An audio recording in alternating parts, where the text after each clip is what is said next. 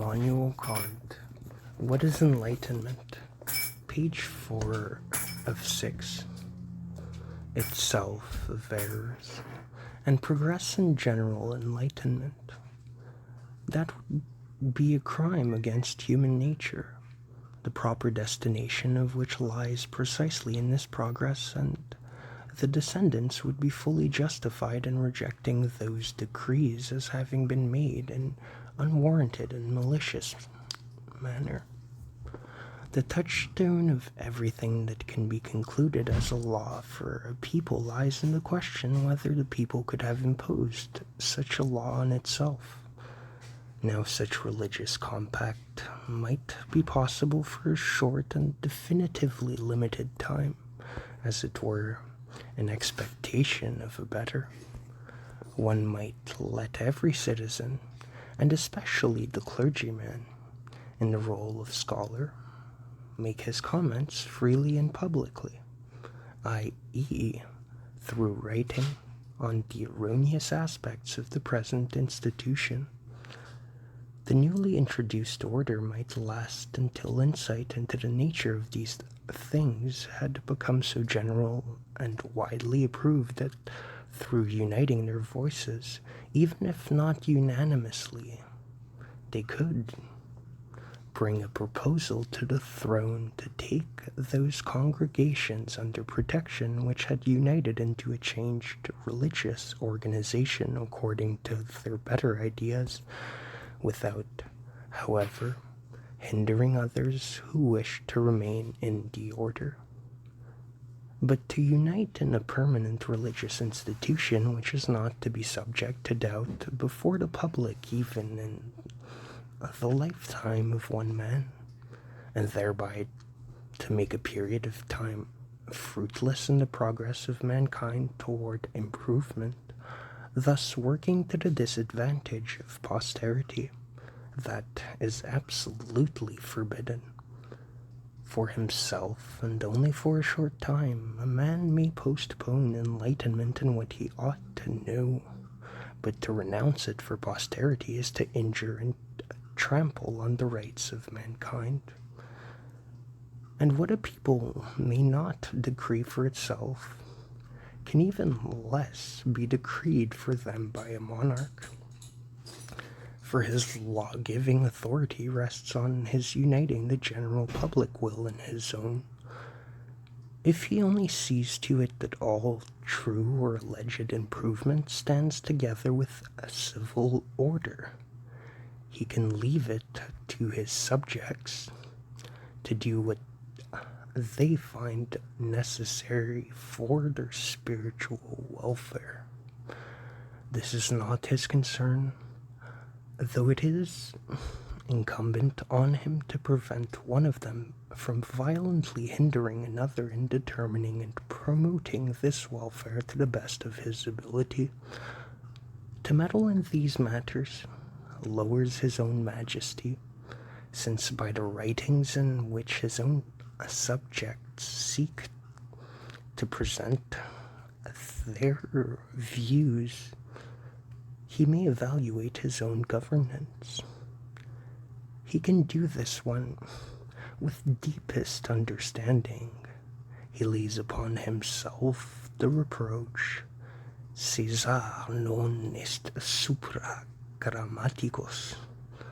Far more does he injure his own majesty when he degrades his supreme power by supporting the ecclesiastical despotism of some tyrants in his state over his other subjects. If we are asked, do we now live in an enlightened age? The answer is no. But we do live in an age of enlightenment. As things now stand, much is lacking which prevents men from being, or easily becoming, capable of correctly using their own reason in religious matters with assurance and free from outside direction. But on the other hand, we have clear indications that the field has now been opened wherein men may freely deal with these things, and that the obstacles to general enlightenment or the release from self-imposed tutelage are gradually being reduced in this respect. This is the age of enlightenment, or the century of Frederick, a prince who does not find it unworthy of himself to say that he holds it to be his duty to prescribe nothing to men in religious matters, but to give them complete freedom while renouncing the haughty name of tolerance, is himself enlightened and deserves to be esteemed by the grateful world and posterity as the first, at least from the side of government, who divested the human race of its tutelage and left each man free to make use of his reason in matters of conscience. Under him, venerable ecclesiastics are allowed, in the role of scholar and without infringing on their official duties, freely to submit for public testing their judgments and views which here and there diverge from the established symbol. And an even greater freedom is enjoyed by those who are restricted by no official duties. This spirit of freedom spreads beyond this land, even to those in which it must struggle with external obstacles erected by a government which misunderstands its own interest. For an example gives evidence to such a government that in freedom there is not the least cause for concern about public peace and the stability of the community. Men work themselves gradually out of barbarity, if only intentional artifices are not made to hold them in it. I have placed the main point of enlightenment, the escape of men from their self-incurred tutelage, chiefly in matters of religion, because our rulers have no interest in playing guardian with respect to the arts and sciences, and also because religious incompetence is not only the most harmful, but also the most degrading of all.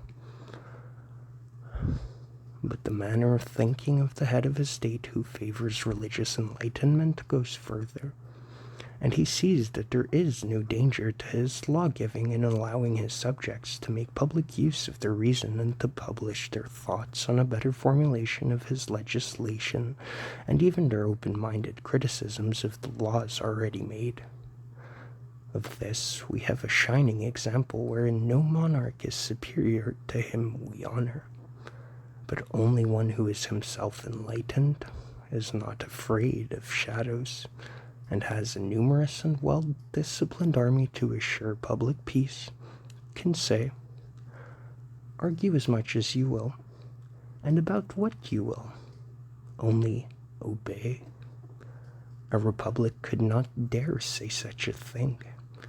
Here is shown a strange and unexpected trend in human affairs in which freedom appears advantageous to the freedom of mind of the people, and yet it places inescapable limitations upon it.